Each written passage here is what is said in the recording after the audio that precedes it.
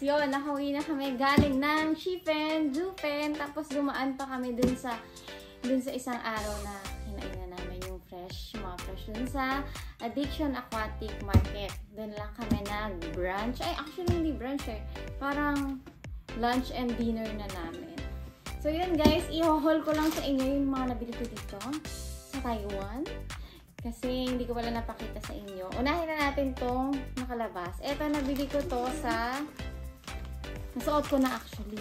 Nabili ko siya sa 50% kung saan ay sa Ximending. Eto siya. Skirt! Medyo malaki sa akin. Mali yung bili ko. Dapat large lang ako. Extra large yung binili ko.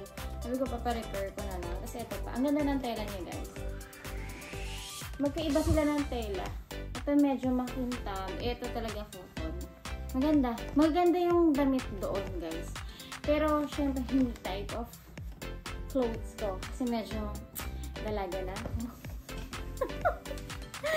Kaya ito mukhang ito na lang yung binili ko. Dalawang, ano siya, parang palda. Palda shirt ba? O palda, tas may short sa ilalim. Yan siya.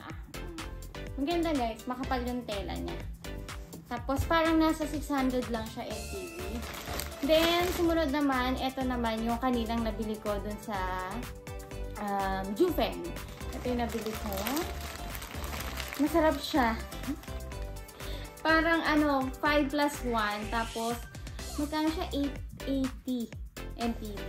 So, magkano sa atin yun? Times 2 nyo na lang. Medyo mahina ako sa mate. So, guys, chocolate nougat cracker. So, dalawa yung binili natin. Ayan siya. And, ito yung mas gusto ko sa lahat ng flavor. Yung coffee nougat cracker. Ayan siya. Ang brand niya is Bean.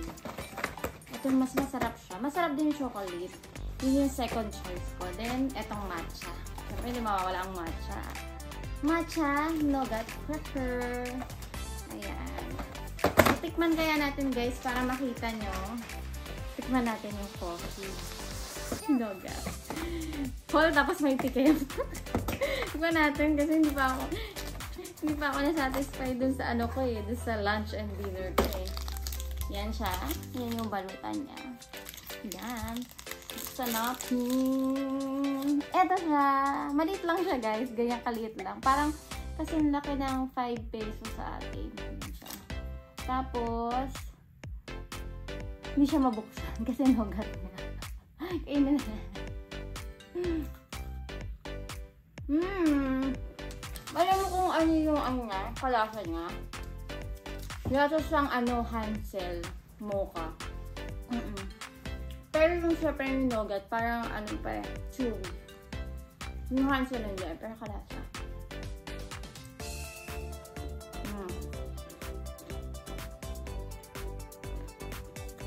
Muna ako. Then guys, sumunod naman, ito rin sa Jufen din ko. Ito yung pineapple, native pineapple. Anong tawag dito? Native pineapple cake. Yan siya guys.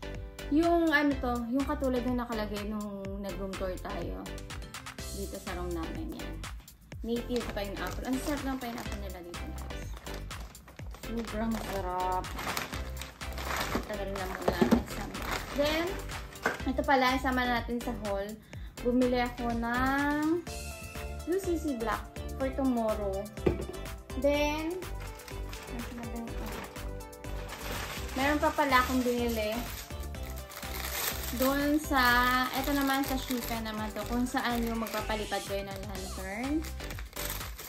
Ito, Dreams Come True. Yan siya nakasulat. Sila yung binili ko. Gagawin ko na lang siya ref magnet. Pero hindi ko natatanggalin dun sa ito tanggalin natin ngayon. Hindi ko natatanggalin siya sa case kapag nilagay ko dun sa ref. Didikitan na lang natin ng magnet. Kasi tela siya eh. Cute. Ang cute niya. Diba? Hindi rin siya tumutunog. Kasi diba nakakatakot pag hindi tumutunog. Yung sa mga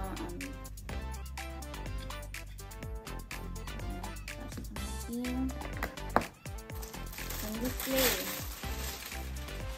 Then, eto naman, guys, mga nabili ko sa Donkey and kung saan-saan na hindi ko na maalala kung saan-saan.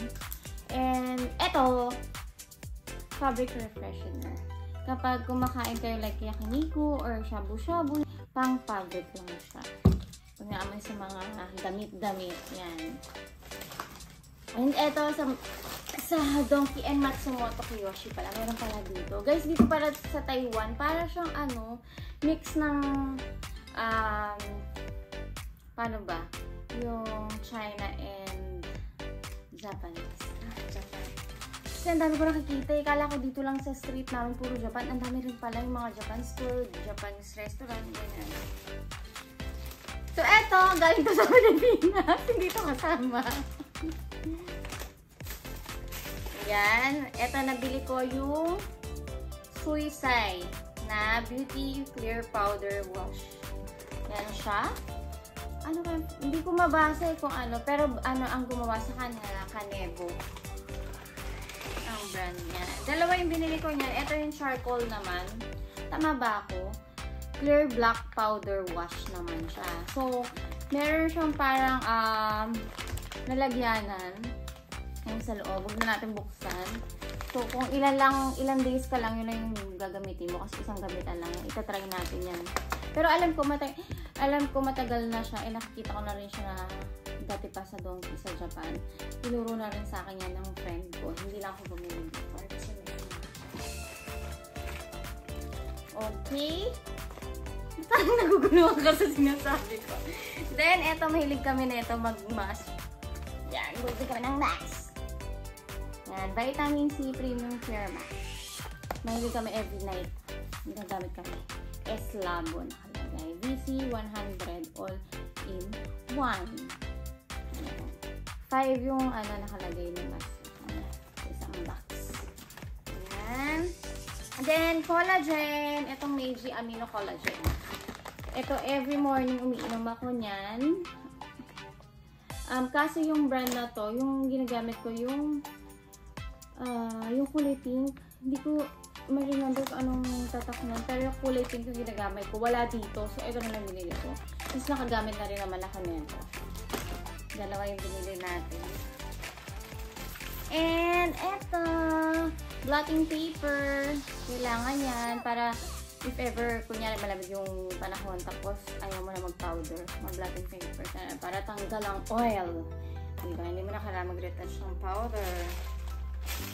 And, palinis ng salamin. Ayan. Although wala naman ako salamin, yung nagka-camera yan. Dahil laging malabo yung salamin niya. Ano pa ba? Eto, last na to. Wala na. Mintia candy. Para hindi mahirap dalhin. Diba? Sobrang niya. Hindi is dalhin sa bag. Alam niyo naman, dito ko mag-bag. Medium size lang ako mag-bag. So, yan. May mintia tayo. 2 for 90 ba? 90 NTD. So, yan yung mga nabili natin. Hindi kami masyado nag-buy. Kasi nga, dito times 2. So, parang, syempre, medyo kapisado natin yung price. So, hindi ako masyado nagbili. Sabi ko, wag na lang. Hindi na lang gamit kasi marami pang stock sa bahay. So, yun lang guys. Tomorrow, uuwi na kami ng Manila. See you kung anong magagawa natin. Bye guys!